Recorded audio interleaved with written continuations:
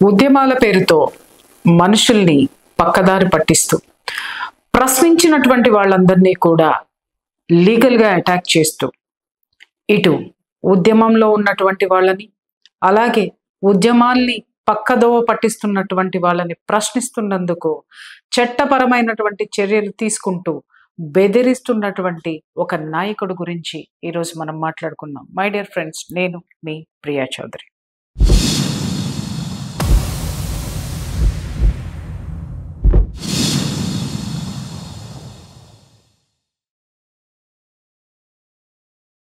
నేను ఎవరి గురించి మాట్లాడుతున్నానో మీకు అర్థమై ఉంటుంది. తీన్మార్ మల్లన్న. ఈ తీన్మార్ మల్లన్న గారు నిన్న కొంతమంది యూట్యూబర్స్ మీద కేసు పెట్టారు. ఏమని అంటే, వీళ్ళందరూ కూడా బీసీ ఉద్యమాన్ని పక్కదోవ పట్టిస్తున్నారు, అలాగే ఒక బీసీ వ్యక్తి ఆత్మహత్య చేసుకుంటే దాన్ని వీళ్ళు వక్రీకరిస్తున్నారు, తీన్మార్ మల్లన్నని డీఫేమ్ చేస్తున్నారు, కాబట్టి వీళ్ళ మీద పరువు నష్టం దావా వేస్తున్నాము, ఈ పరువు నష్టాన్ని కలిగిస్తున్నటువంటి వీళ్ళ మీద చర్యలు తీసుకోండి అని చెప్పి కొంతమంది తీన్మార్ మల్లన్నకి సంబంధించినటువంటి కొంతమంది వ్యక్తులు పోలీస్ స్టేషన్లో కంప్లైంట్స్ ఇవ్వడం జరిగింది. ఇప్పుడు దాని గురించి నేను మాట్లాడతాను. యాక్చువల్గా ఖచ్చితంగా వాస్తవాలు నిజాలు మాట్లాడుకుందామంటే డెఫినెట్గా మనం మాట్లాడాల్సిందే. తీన్మార్ మల్లన్న, నీ మనుషులు ఎవరి మీద కేసులు పెట్టారు? వాళ్ళల్లో 2 మహిళలు ఉన్నారు. మహిళల మీద కూడా నువ్వు కేసులు పెట్టావు. ఇక్కడ నాకు అర్థం కాని ప్రశ్న ఏంటి అనంటే, నువ్వు ఉద్యమం చేస్తున్నావు, ఆ ఉద్యమంలో 2 ప్రశ్నలు నాకు కూడా ఉన్నాయి. ఎందుకంటే నేను అదే రోజున ఎవరైతే ఆ బీసీ బిడ్డ ఆత్మహత్య చేసుకున్నారో, ఆ ఆత్మహత్య చేసుకున్నటువంటి తరువాత నేను ఎపిసోడ్ చేసేటటువంటి క్రమంలోనే నేను నిన్ను అడగవలసినది, కానీ నేను నిన్ను అడగలేదు. ఎందుకు అడగలేదు అనంటే, ఇక్కడ అసలే ఒక ఎమోషన్ని నువ్వు క్రియేట్ చేయడానికి ఇక్కడ ట్రై చేస్తున్నావు. అది నేను రెచ్చగొట్టాను, అది నిన్ను ప్రశ్నల ద్వారా సంధించానంటే దాన్ని కూడా నువ్వు పాయింట్ చేసుకొని వెపన్ కింద చేసుకొని దాన్ని నువ్వు జనం మీదకి రుద్ది మరిన్ని విపత్కరమైనటువంటి పరిస్థితుల్లో అనర్థాలు జరిగేటటువంటి సిచ్యుయేషన్లోకి నువ్వు తీసుకెళ్ళగలిగేటటువంటి సమర్థుడవని చెప్పి నేను ఆ రోజు మాట్లాడలేదు. ఆ రోజు భావోద్వేగాలను రెచ్చగొట్టడం అనేటటువంటిది నా తత్వం కాదు. అందుకని ఆ రోజు ఎవరైతే ఇక్కడ ఆత్మ బలిదానము అని మీరు మాట్లాడేటటువంటి పేరు తీసి పక్కన పెట్టండి దయచేసి. ఆత్మహత్య చేసుకున్నటువంటి ఈశ్వరాచారి ఎవరైతే ఉన్నారో, అసలు అతన్ని ఆత్మహత్య చేసుకోవడానికి సంబంధించినటువంటి విషయాల్లో 2 ప్రశ్నలు.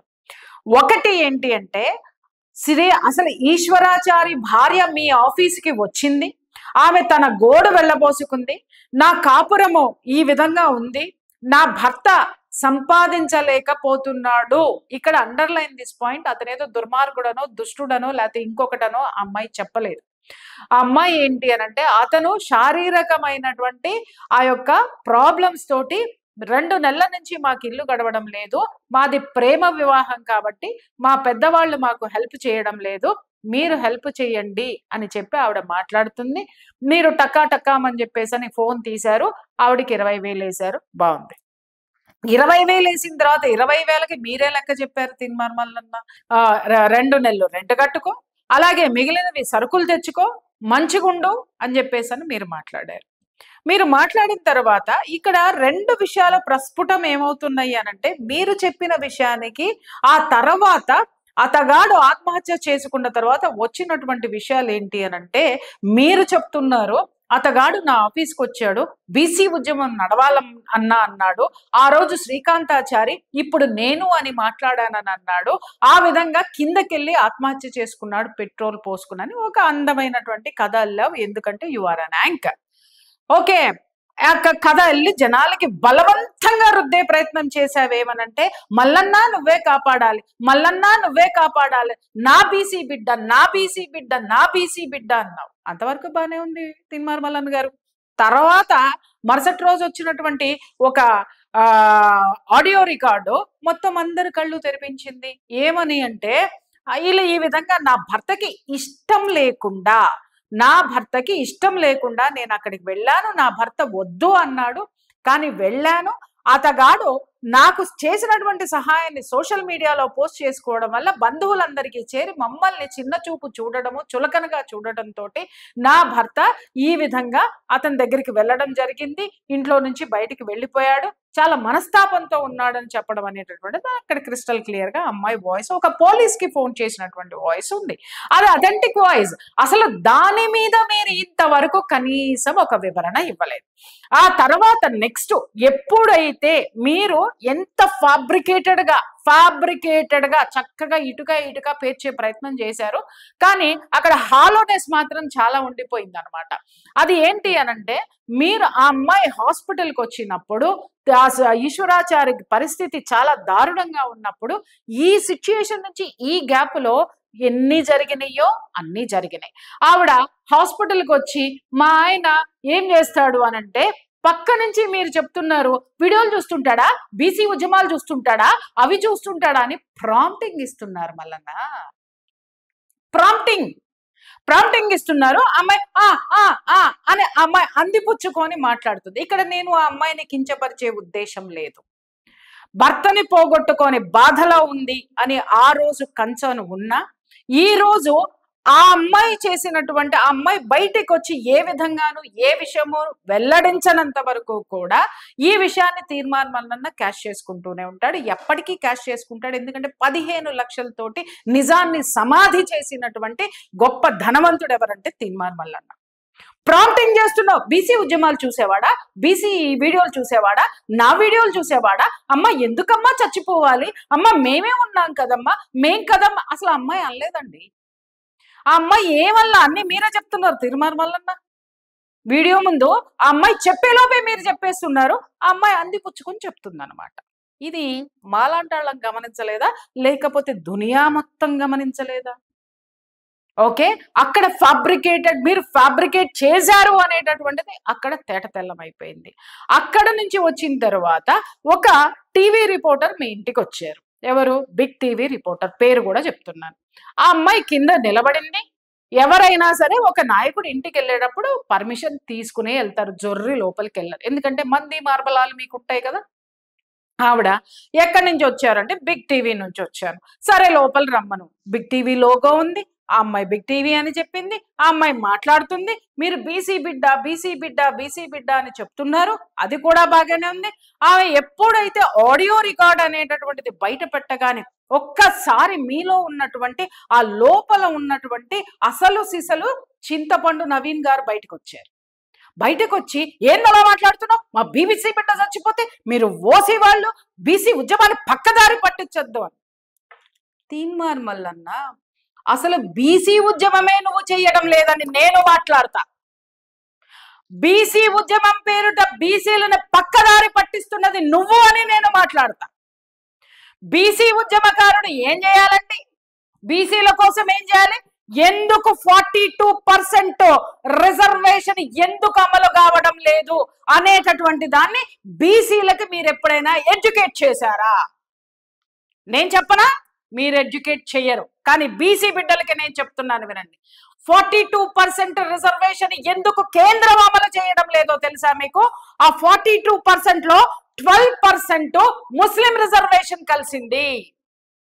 ముస్లిం రిజర్వేషన్ కేవలము ఒక మతపరమైనటువంటి దీనికి రాజ్యాంగం ఏ విధంగానూ రిజర్వేషన్లు ఇవ్వడానికి అంగీకరించదు, అదే విధంగా ప్రభుత్వం కూడా అంగీకరించదు.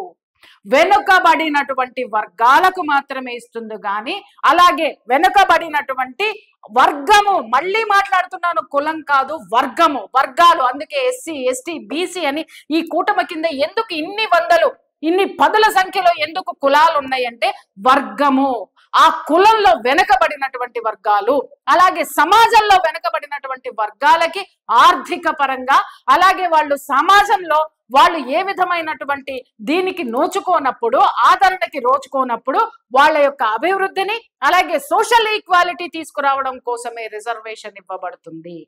42% రిజర్వేషన్ లో ఎందుకు అమలు కావటం లేదనేది ఈ రోజు వరకు తీర్మాన్ మల్లన్నకి ఆ బోర్డు ఎట్టుకుని కొడతారు చూసావా, ఆ బోర్డు మీద కొట్టే దమ్ము లేదు. కారణము 12% రిజర్వేషన్ ఈజ్ అలొకేటెడ్ ఫర్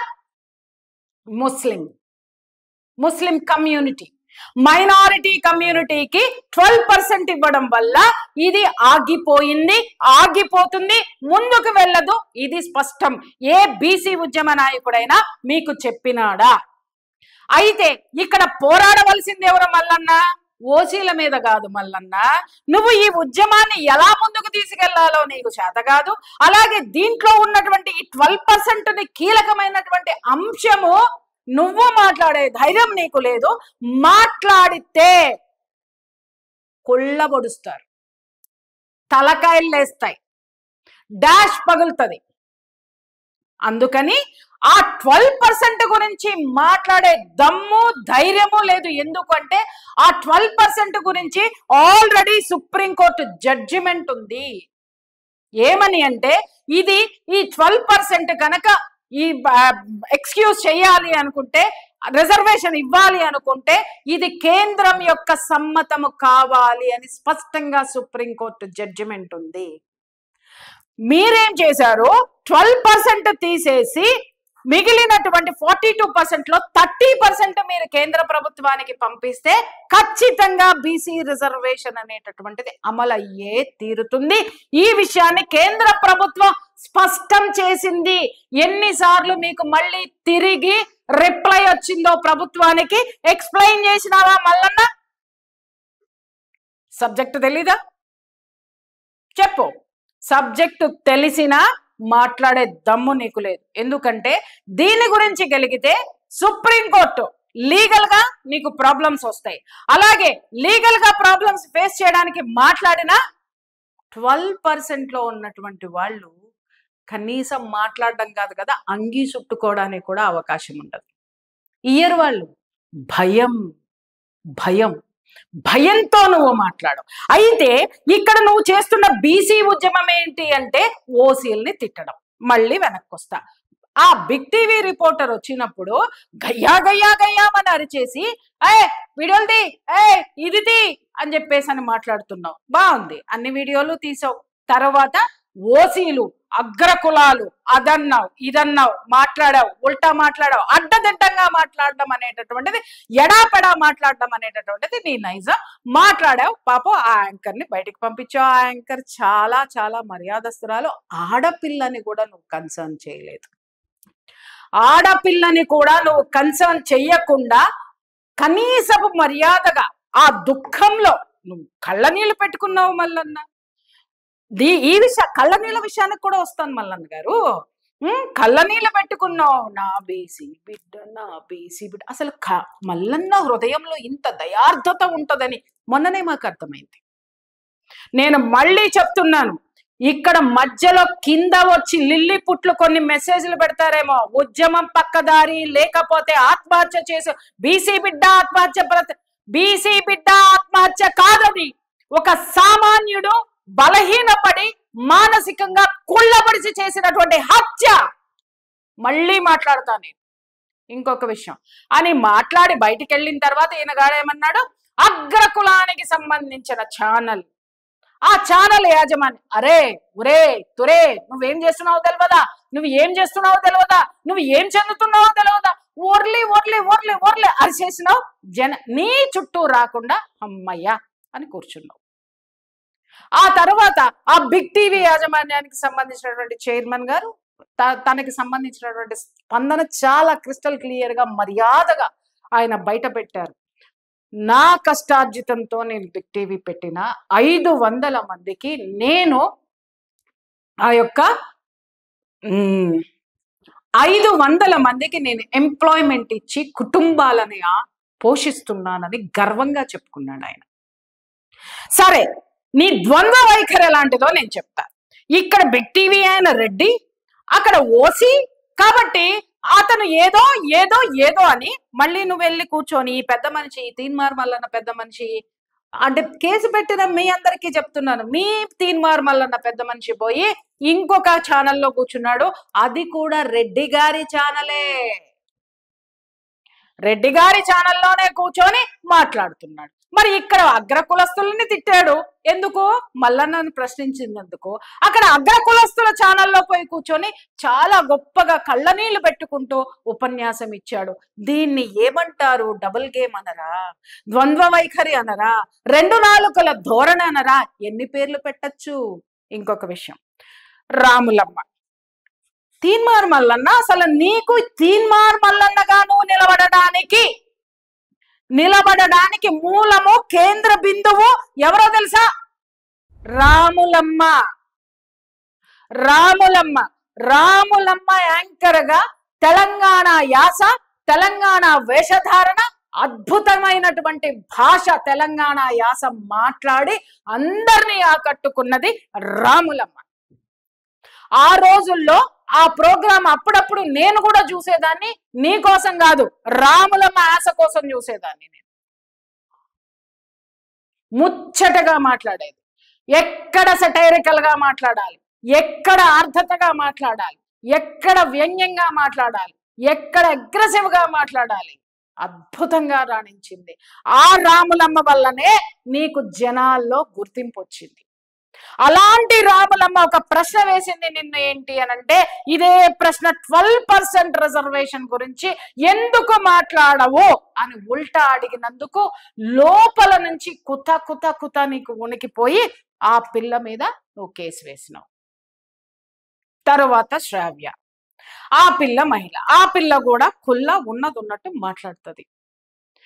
మాట్లాడినప్పుడు నువ్వు రాజకీయ నాయకుడివి కదా, నువ్వు ఒక బీసీ ఉద్యమ నాయకుడివి కదా. ఎప్పుడైనా సరే మీడియా మాట్లాడేటటువంటిది జనం నుంచి వచ్చేటటువంటి ప్రశ్నలే ఉంటాయి.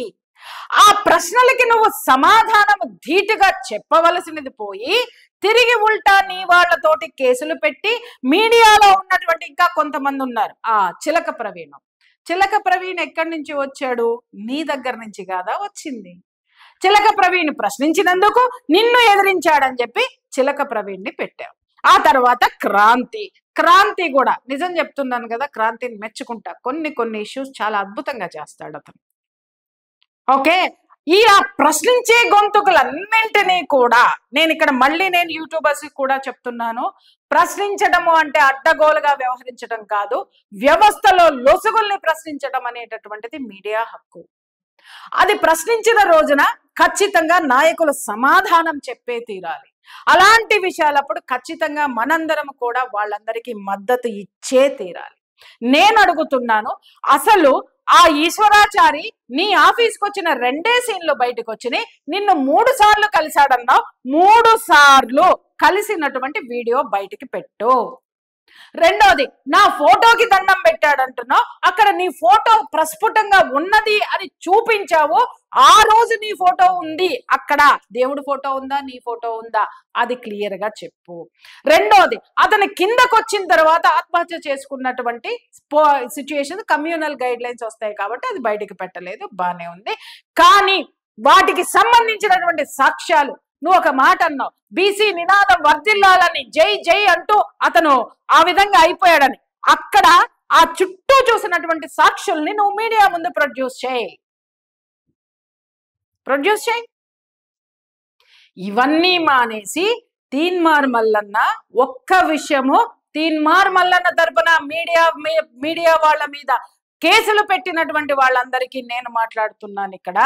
ఇక్కడ నిజంగానే మీ తీన్మార్ మల్లన్న ఉద్యమం వల్ల ఒక బిడ్డ గనక ఆత్మహత్య చేసుకొని ఉన్నట్టయితే ఇప్పటికి రాష్ట్రం రావణ కష్టమయ్యేది. ఇంకొక మాట, చాలా మంది వెళ్ళిపోయి కొన్ని న్యూస్ పేపర్స్ ని తగలబెట్టేసి మెయిన్ స్ట్రీమ్ మీడియా ఏది కూడా ఈ బిడ్డ ఆత్మహత్యని కవర్ చేయలేదు అని మాట్లాడారు. దానికి నేను సమాధానం చెప్తా, మెయిన్ స్ట్రీమ్ మీడియా కిందకి దిగి గనక మీరు కోరుకోకండి, మెయిన్ స్ట్రీమ్ మీడియా వచ్చి దీని మీద ఫోకస్ చేయాలని కోరుకోకండి.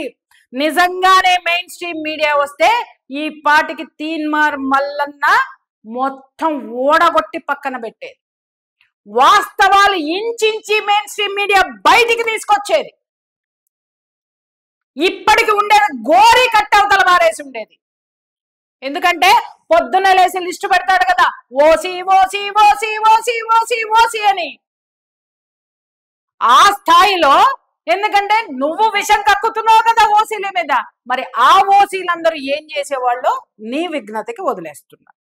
ఇంకొక విషయం, నిజంగానే ఆ బిడ్డ గనక ఉద్యమం కోసం చనిపోయి ఉంటున్నట్టయితే తీన్మార్ మల్లన్న తరీక ఏ రేంజ్ లో ఉండేదో తెలుసా అండి? అమ్మమ్మమ్మమ్మమ్మమ్మమ్మ, రేవంత్ రెడ్డి గారి ఆస్తులు మొత్తం రాయించేవాడు. ఓకే, ఎందుకంటే ఎమోషనల్ బ్లాక్ మెయిల్ చేయడంలో తీన్మార్ మల్లన్నకి మించిన పోటుగాడే దునియాలో లేడు. రాసి పెట్టుకో, మొత్తం రాయించుండేవాడు తప్ప ఇలా ఛానల్కి వెళ్ళి కళ్ళల్లో నీళ్లు పెట్టుకునేటవాడు మాత్రం కాదు. అక్కడ ఆ కళ్ళ నీళ్ల పెట్టుకునే దాంట్లో రెండు కనిపించినాయి. ఒక కంట్లో భయం కనిపిస్తే రెండో కంట్లో నీ నటన ప్రస్ఫుటంగా కనిపించింది. అరే, ఉద్యమం కోసం నువ్వు ఏం చేయాలి? బీసీలని అవేర్నెస్ చేయాలి, వాళ్ళకి వచ్చినటువంటి రిజర్వేషన్స్ మీద మాట్లాడాలి, ఎడ్యుకేషన్ విధానాల మీద మాట్లాడాలి, పాలసీల మీద మాట్లాడాలి, బీసీ కమిషన్ పనిచేస్తుందా లేదా అనేటటువంటిది బీసీ కమిషన్ మీద ఒత్తిడి తీసుకురావాలి. అలాగే నీ బీసీ బిడ్డలకి సంబంధించినటువంటి ఏవైతే ఇష్యూస్ ఉన్నాయో వాటిల్ని బీసీ కమిషన్ కి రిప్రజెంటేషన్ ఇవ్వాలి. ఇంతవరకు ఒక్కసారైనా బీసీ కమిషన్ మెట్టెక్కినావా నువ్వు తీన్మార్ మల్లన్న? ఏ రోజైనా బీసీ కమిషన్ మెట్టెక్కి ఎన్ని రిప్రజెంటేషన్స్ ఇచ్చావో చెప్పు.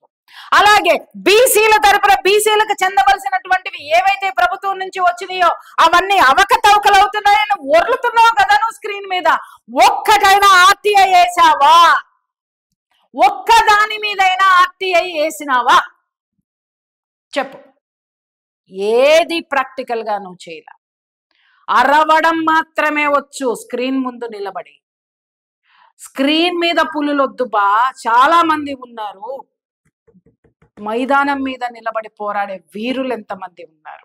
ఇంకొక విషయం చెప్తున్నాను, ఈశ్వరాచారి గారు చనిపోయినప్పుడు ఆయన దగ్గర ఉన్న అశేష జనమంతా ఎవరు? బీఆర్ఎస్ కి సంబంధించినటువంటి వాళ్ళు. పాపం కేటీఆర్ గారు బయటకు వచ్చి ఒక 5 నిమిషాలు ఓర్లినాడు. కేటీఆర్ గారి సైన్యం అది, దాంట్లో మల్లన్న గారి సైన్యం ఎంత? ఆ తర్వాత అక్కడ కూడా అమ్మాయి చేత చెప్పించాడు ఏంటంటే, అయ్యో తీన్మార్ మల్లన్న రావడం లేదండి, నా భర్త ఆత్మకి శాంతి లేదండి అని ఆవిడ ఒర్లుతుంది. ఎవరు చెప్పించారు? భర్త పోయిన దుఃఖంలో ఉన్న మహిళ ఎప్పుడూ కూడా నా బ్రతుకేంటి అని మాట్లాడుతుంది. అంత ఉపన్యాసం ఇవ్వదు. వీళ్ళందరూ రేపొద్దున వెళ్ళిపోతారండి, రేపొద్దున ఎవరు మాట్లాడరండి. వాళ్ళందరూ బీఆర్ఎస్ అని ఎందుకు అంటున్నానంటే, ఆమె చేత తీన్మార్ మల్లన్న గారు చెప్పించారు ఏమనంటే, వీళ్ళందరూ రేపటి నుంచి వెళ్ళిపోతారండి, ఎవరు మాట్లాడరండి, నా బతికేంటండి, తీన్మార్ మల్లన్న రావాలండి అంది. మరి వాళ్ళందరూ తీన్మార్ మల్లన్న కోసము బీసీల కోసం వస్తే వీళ్ళందరూ వెళ్ళిపోతారని ఆమె ఎందుకు మాట్లాడుతుంది? ఈ ప్రశ్న మాట్లాడుకుందామా? ప్రశ్నలు నాకు కూడా ఉన్నాయి. వాళ్ళకే కాదు, నువ్వు కేసు పెట్టిన 60 మందికే కాదు, ఎన్ని ఛానల్స్ ఉన్నాయో అందరికీ ఉన్నాయి. ఇక్కడ మాట్లాడలేక కాదు. ఎందుకు మాట్లాడలేదు అనంటే, కొంతమంది బిడ్డల యొక్క ఆత్మ బలిదానాలు కళ్ళారా చూసినాం. ఆ పీడకలలు మేము ఎప్పటికీ మర్చిపోలేం. మేము మాట్లాడడం మొదలు పెడితే నీలాంటి స్వార్థపరులు, దగుల్బాజీలు మళ్ళీ బిడ్డల్ని పొట్టన పెట్టుకుంటారన్న భయంతో అండర్లైన్ దిస్ పాయింట్, నీ మీద భయంతో కాదు, మా బిడ్డల మీద భయంతో. నీ బీసీ బిడ్డని వదులుతున్నావే, అరే పిల్లికి బిచ్చం పెట్టనోడు నువ్వు 15 లక్షల రూపాయలు ఊరికినే పరిగెత్తుకుంటూ ఎందుకు వెళ్ళి ఇచ్చినావు నువ్వు? ఎంతమంది బీసీ బిడ్డలు పొద్దున లెగిస్తే అన్నార్తులయ్యి ఆకలితో అలమటిస్తున్నారు. ఒక్క బీసీ బిడ్డకి న్యాయం చేసినావా నువ్వు? ఈ బిడ్డకి చేశావు. ఇంకొక విషయం, పెద్దవాళ్ళు చెప్తారు, కుడి చేతితో చేసిన దానం ఎడం చేతికి తెలియద్దని. ఎందుకో తెలుసా? ఇలాంటివి ఒక ఆడపిల్ల సంసారం నడవడం లేదని ముందుకు వచ్చినప్పుడు, ఆడపిల్లే దొరికిందా నీకు పబ్లిసిటీ చేసుకోవడానికి? ఇప్పుడు అడుగుతున్నాను నేను, మొన్న ఎందుకు అడగలేదు అని నువ్వు అనొచ్చు. అడిగితే అది రచ్చ అవుతుంది, పక్కదారి పడుతుంది అని చెప్పి ఆ నిప్పు ఏదైతే ఎగదొయ్యాలని చూశారో కొంతమంది స్వార్థపరులు, వాళ్ళకి మేము అవకాశం ఇవ్వలేదు. ఎంతమంది బీసీ బిడ్డలు ఈరోజు ఉద్యోగం లేక నిరుద్యోగులై ఉన్నారు ఒక్కసారి చెప్పు. ఇంకొక మాట, పార్టీ పెట్టిన తర్వాత ఒక్క ధర్నా అన్నా చేసావా? ఒక్క రాస్తా రోకో చేసావా బీసీ బిడ్డల కోసం? నువ్వు ఏం చేసావు మల్లన్న?